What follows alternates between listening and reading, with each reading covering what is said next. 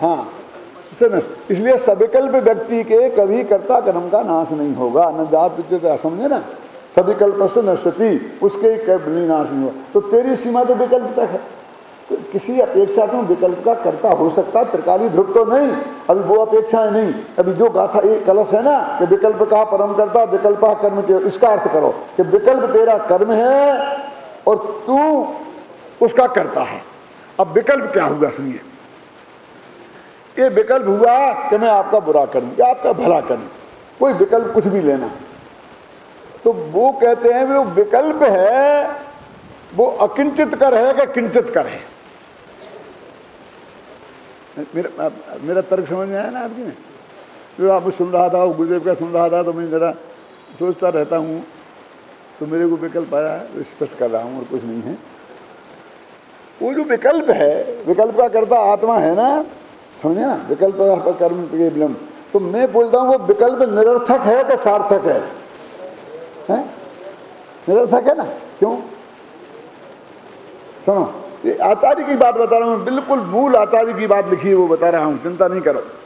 वो कहते हैं वो निरर्थक भी है और सार्थक भी है,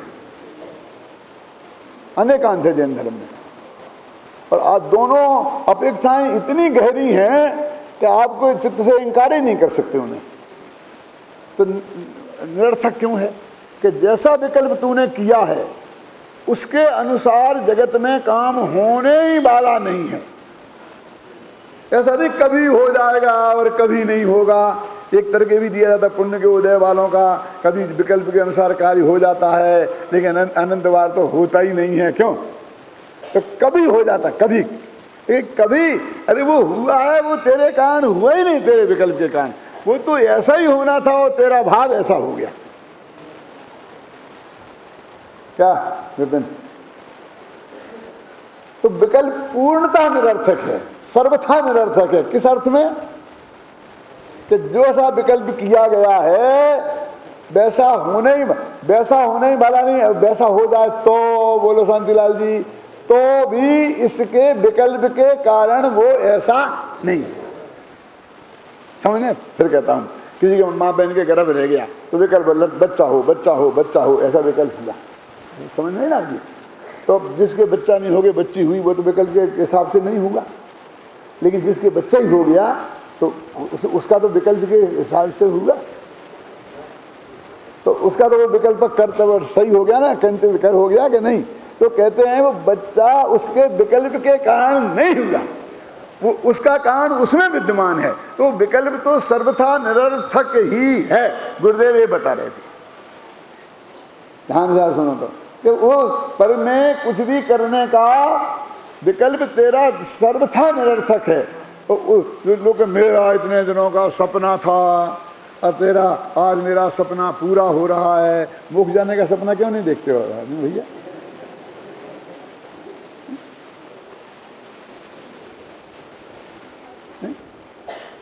अरे सपना ही देखना है तो कंजूसी का क्यों देखना है? क्यों जमीन पे ही सोना है तो पैर पसार के क्यों नहीं सोते हो? वहां क्यों सुकड़ाई कुकड़ाई करते हो? क्यों? यदि कल्पना के ही लड्डू खाना है तो भरपेट खाओ, और फीके क्यों? बढ़िया से बढ़िया मीठे से मीठे खाओ ना। क्योंकि उस कल्पना के हिसाब से होना तो कुछ भी नहीं है। सपना फपना कुछ भी होना साहब, वो तो एक सोने में सपना आता है और एक जागते हुए सपना देखा था मैंने। क्यों?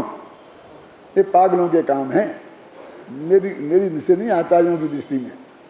आचार्य कहते तेरे विकल्प के अनुसार जगत में कुछ नहीं होता है, कुछ होने वाला नहीं है, और यदि कदाचित वैसा हो ही गया तो वो तेरे विकल्प के कारण नहीं होगा।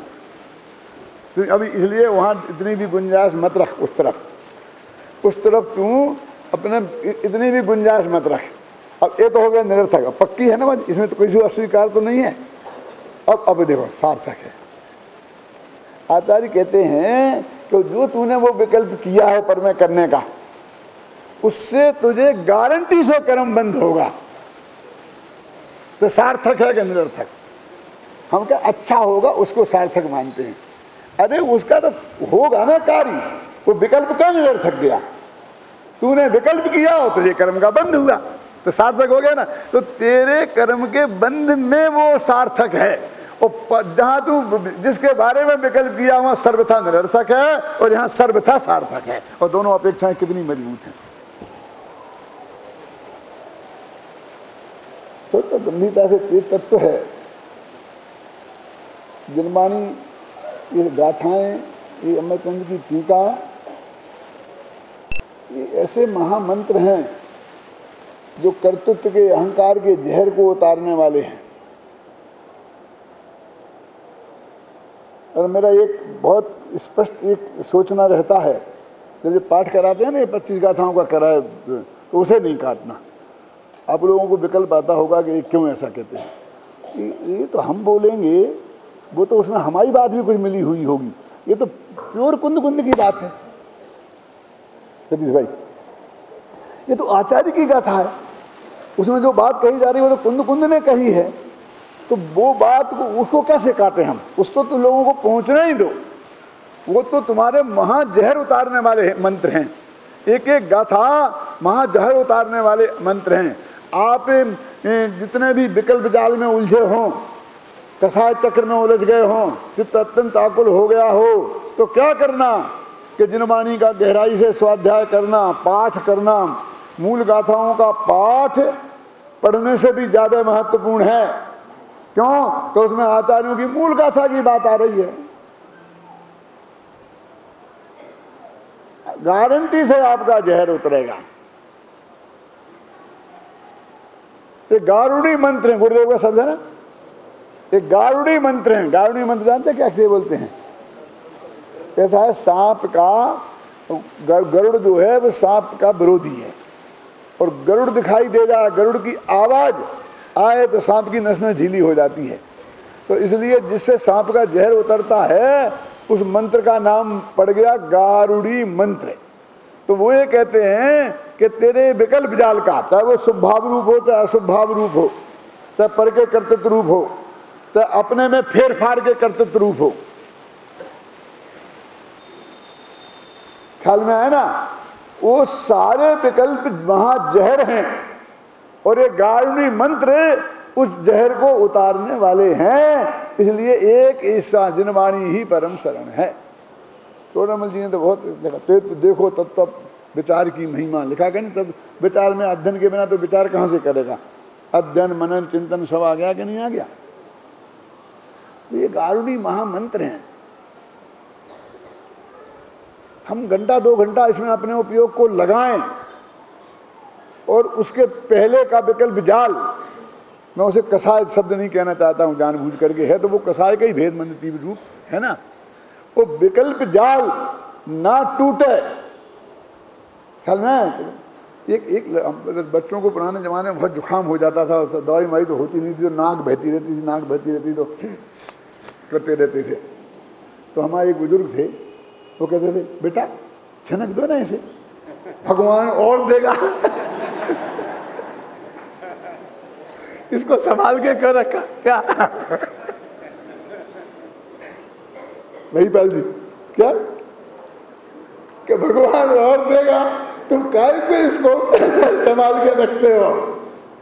तो मैं कहता हूं कि ये विकल्प खड़ा हुआ है, इसको तुम दमन कर दो ना, भगवान और देगा। अभी तुम इस भूमिका के पार नहीं हो गए हो कि तुम निर्विकल्प हो जाओ। क्यों?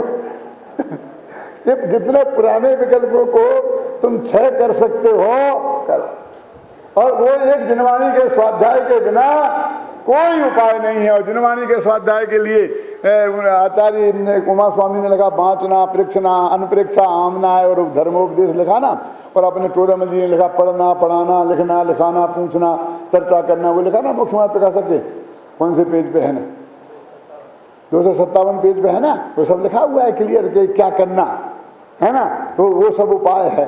तो ये वास्तव में ये उपाय नहीं है, एकमात्र यही उपाय है, चाहे साधु संतों उनके लिए और चाहे गृहस्थ हों। साधु संतों को तो इसके अलावा कोई भी कोई काम है तो आत्मा में जाने का है। ज्ञान और अध्ययन बोलते, ध्यान और अध्ययन, ध्यान और ज्ञान। लेकिन ज्ञानी ध्यानी तपोरकता तपस्वी सा प्रशस्यते, ज्ञान और ध्यान तपोरकता। तो ज्ञान माने वो आत्मा में लीन होना, और ज्ञान माने स्वाध्याय, चिंतन, मनन, धर्मोपदेश, शास्त्र लिखना, ये सब बात आ गई।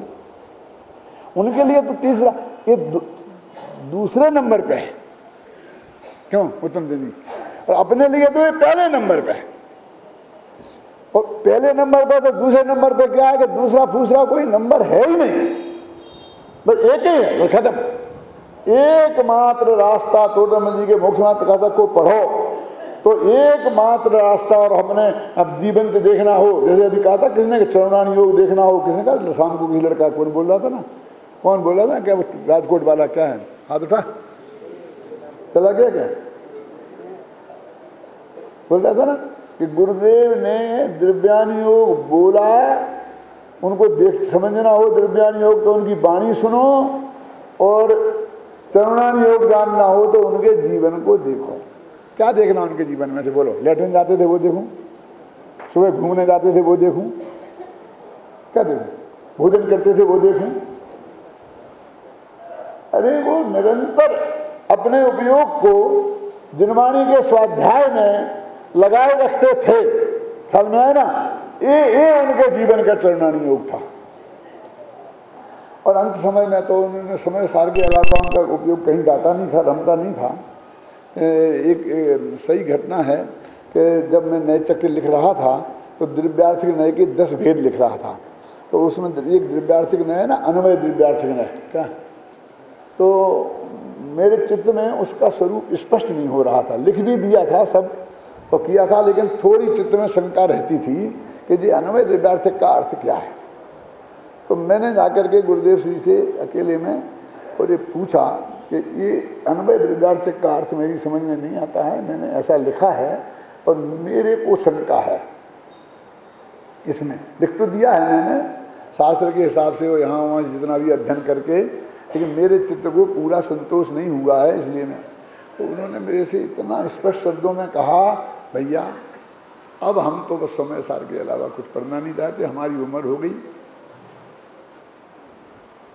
हम अब इस समय में कुछ नया कुछ नहीं करना चाहते। ये शब्द उनके हैं। मैं ये कहता हूँ कि अपना जीवन समय सार में होना चाहिए।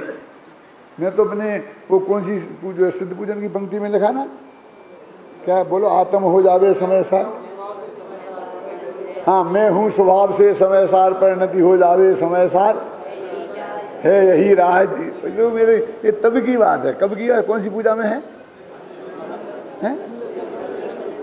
ये सब मत बोलो, एक जने बोलो, श्री मंदिर पूजन में।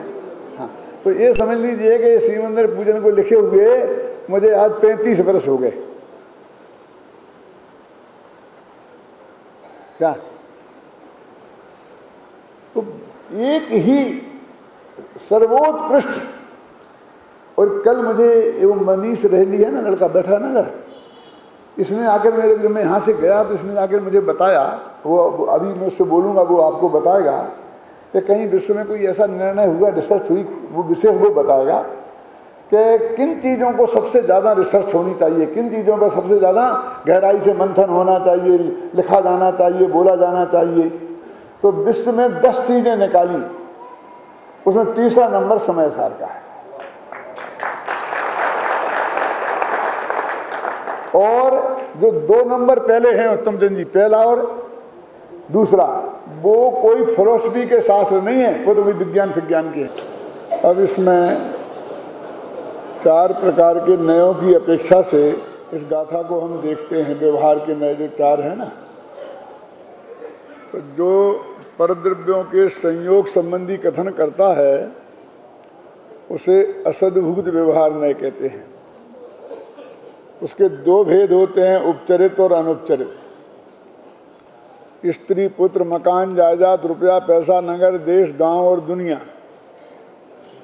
ये सब को अपना कहना, इनका कर्ता आत्मा को मानना, इनका भोक्ता आत्मा को मानना, इनमें एकत्व, ममत्व, कर्तृत्व, भोक्तृत्व बुद्धि है ना, करना, इनको एक कहना, भोक्तृत्व बुद्धि करना नहीं कहना, ये उपचरित असद्भूत व्यवहार न है। और जन्म से लेकर मृत्यु तक जिसका संयोग है, ऐसे शरीर में एकत्व मत्व कर्तृत्व भोक्तृत्व बताना वो अनुपचैत असद्भुत व्यवहार नय है। यानी ये सब दोनों नए संयोगों पर चलते हैं, इनकी यहाँ कोई चर्चा नहीं की। ये नहीं कहा कि तुम स्त्री पुत्र मकान जायदाद से अलग हो, ये भी नहीं कहा कि तुम्हें शरीर से भिन्न हो, क्योंकि जब उनको दो ही गाथा में पूरा मार्ग बताना है संक्षिप्त रुचि वाले शिष्यों को, तो ये मानकर चलते हैं कि इतनी बात तो वो समझता है। देह देवल में विराजमान भगवान आत्मा है, देह नहीं है। देह जुदा आत्म जुदा, यही तत्व को सार, और बाकी जो कछु और है या ही को, इतनी बात वो समझता है। ये मानकर उन्होंने छठवीं गाथा में बात शुरू की है। यद्यपि इसके पहले की गाथाओं में अमृतचंद ने टीका में थोड़ा संकेत दिया है इस बात का, और आगे जब विस्तृत रुचि वाले शिष्य के लिए पूरा समय साल लिखेंगे तो वहाँ उनने उसकी बात की है। जो 19वीं गाथा की चर्चा में उत्तम चंद जी आपको बता रहे हैं कि कम्मे नो कम्मम्मी अहिमिद महकम च कम्मनो कम्मम जा ऐसा खलु बुद्धि अपरि बुद्धो हबदि तावे। तो कर्म और नो कर्म में, कर्म ज्ञान वर्णादि और नो कर्म, कर्म के उदय में प्राप्त होने वाले संपूर्ण संयोगों को नो कर्म कहते हैं। जिसमें हमारा पुण्य पाप कर्म का उदय निमित्त हो, खासकर आघातिया कर्मों का, क्योंकि संयोग जिसमें निमित्त है वो आघातिया कर्म का उदय ही है। घातिया कर्म के उदय में संयोग नहीं मिलते। उन सबको ये मैं नहीं हूँ, मेरे नहीं है, ये मेरे नहीं थे, ये मेरे नहीं होंगे भविष्य में, इस त्रिकाल में जिनमें कोई इनके एकत्व बुद्धि करता है वो अज्ञानी है, और जो नहीं करता है वो ज्ञानी है। तो वो उन दो नयों की चर्चा है। यहाँ उन दो नयों की चर्चा को ऐसा मान करके पंचाष्टिका प्रवचन सार में बहुत विस्तार से आ चुकी है, इसलिए वो उनने यहाँ नहीं की और सीधी ये बात कही कि ना मैं प्रमत्त हूँ ना अपरमत्त हूँ। माने अपने द्रव्य की मर्यादा के भीतर ये बात की। जो कुछ भी अपना द्रव्य गुण पर्याय ऐसा द्रव्य, दृष्टि का विषय वाला द्रव्य नहीं, अपना द्रव्य गुण पर्याय ऐसा जो द्रव्य है, और उसमें मैं क्या हूं और मैं क्या हूं, ये ऐसा भी दिया। पर की बात यहां नहीं है, क्योंकि आचार्य कहते हैं पर के और हमारे बीच में तो अत्यंत अभाव की वज्र की दीवार खड़ी है। वो ये नहीं कहते हैं कि तुम पर का कुछ करो मत, कि तुम पर को भोगो मत, कि तुम पर के स्वामी मत हो, कि तुम पर रूप नहीं हो, कि ये क्या कहना। वो तो ये कहते हैं कि तुमने पर का आज तक कुछ किया ही नहीं है और भविष्य में भी कभी कुछ कर ही नहीं सकोगे, क्योंकि उन दोनों के बीच में वज्र की दीवार है। कर सकते हो तो हम कहें कि मत करो। वास्तव में ये मत करो शब्द में पर में हम करते हैं, कर सकते हैं, इसकी स्वीकृति है।